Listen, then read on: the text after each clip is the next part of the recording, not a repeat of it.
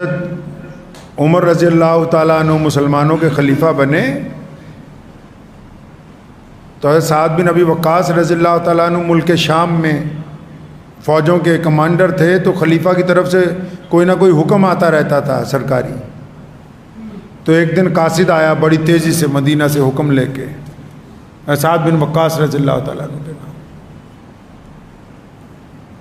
اب انہوں نے سوچا پتہ نہیں کون سا نیا آرڈر آ گیا، ابھی کون سے شہر کی طرف جانا ہے، کیا کرنا ہے۔ حکم نامہ کھولا تو مسلمانوں کے خلیفہ نے حکم دیا حضرت سعد بن وقاص رضی اللہ تعالیٰ عنہ، فرمایا فوج میں پتہ کر لو کتنے بے نمازی ہیں، مسلمانوں کی اس لشکر میں پتہ کرو بے نمازی کتنے۔ قاصد سے پوچھا ان کا پتہ کر کے کیا کرنا ہے؟ خلیفہ کہہ رہا سب کو نکال دو۔ لوگ میدان جنگ میں طاقت اور بڑھاتے ہیں، انفرادی قوت کو اور اضافہ کیا جاتا ہے، یہاں حکم آ گیا کہ جتنے بے نمازی ان کو باہر نکال دو۔ فرمایا جتنے بے نمازی ہیں ان کو باہر نکال دیں۔ آگے حضرت عمر رضی اللہ عنہ نے جو بات لکھی آب زر سے لکھنے کے قابل ہے، لکھا حضرت سعد بن وقاص رضی اللہ تعالیٰ عنہ کو، فرمایا سعد ان تمام بے نمازیوں کو باہر نکال دو، اور یاد رکھو کہ جو بندہ اپنے رب کا وفادار نہیں ہو سکتا وہ تمہارا وفادار نہیں ہوگا۔ جو اپنے رب کا وفادار نہیں وہ تمہارا وفادار نہیں ہو سکتا۔ نبی اکرم صلی اللہ تعالیٰ علیہ وسلم نے بار بار تلقین فرمائی نماز سفر میں قصر ہے، میدان جنگ میں قصر سے بھی قصر۔ 4 کی 2 کر دی سفر میں، میدان میں 2 کی بھی 1 رکعت کر دی، لیکن نماز پڑھنے کا حکم باقی رکھا تاکہ اللہ کی مدد نماز کے ساتھ آتی ہے۔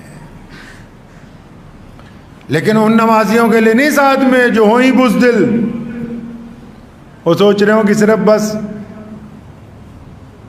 جو اللہ کے علاوہ دنیا سے ڈرتے رہیں، ان کی نمازیں نہیں ہیں، جن کے دلوں میں خوف بیٹھ گیا۔ نماز تو اس بات کی علامت ہے کہ میں اپنے رب کی مدد کے ساتھ اب باہر نکلوں گا، اپنے رب کی مدد کے ساتھ اپنے آپ کو گناہوں سے روکوں گا، اللہ کی مدد کے ساتھ اپنی آنکھوں میں شرم و حیا پیدا کروں گا، اللہ کی مدد سے میری زبان دوسروں کو تکلیف نہیں پہنچائے گی، اللہ کی مدد سے اگر کوئی بندہ کسی مظلوم پر ظلم کرے گا تو ظالم کے خلاف سینہ سپر ہو کے کھڑا ہوں گا، اللہ کی مدد کے ساتھ میں غریب لوگوں کا ساتھ دوں گا۔ نماز اس بات کی علامت ہے کہ نمازی بندہ بے خوف ہوتا ہے، نمازی بزدل نہیں ہوتا۔ نمازی کے لیے ضروری ہے کہ اس کا کردار یہ کہتا ہو کہ یہ نماز پڑھ رہا ہے۔ نمازی دھوکہ نہیں دے سکتا، نمازی بے ایمانی نہیں کر سکتا، نمازی ٹھگی نہیں مار سکتا، نمازی زنا نہیں کر سکتا، نمازی کی حلق سے شراب کے قطرے نہیں اتر سکتے۔ اگر کوئی نماز پڑھنے کے باوجود ان گناہوں کو کر رہا ہے تو وہ دل کی تختی پہ لکھ لے کہ وہ نمازی نہیں ہے، وہ ایک تماشا کر رہا ہے، وہ بھی اپنے ساتھ کر رہا ہے۔ اللہ تبارک و تعالیٰ کو ایسے لوگوں کی نماز کی کوئی ضرورت نہیں ہے۔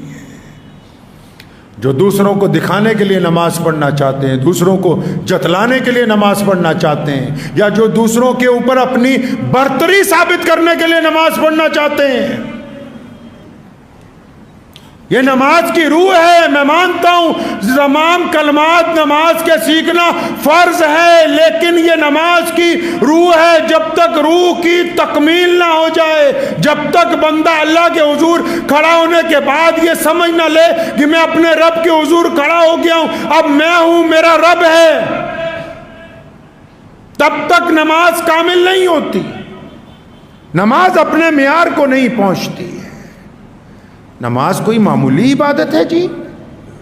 پوری دنیا میں اسلام کی پہچان ہے نماز، مسجدوں کی رونق نماز سے قائم ہے، اسلام کی عظمت نماز کی وجہ سے قائم ہے۔ جتنی بھی پوری دنیا کے اندر چلے جائیں، مسلمانوں کے اندر جتنی نیکیاں، جتنا خشوع اور وضو نظر آتا ہے وہ نماز کی بدولت۔ نماز کو اللہ تبارک و تعالیٰ کی رضا کے لیے، اللہ کی خوشنودی کے لیے ہی ادا کیا جا سکتا ہے، نماز کو دکھاوے کے لیے ادا نہیں کیا جا سکتا۔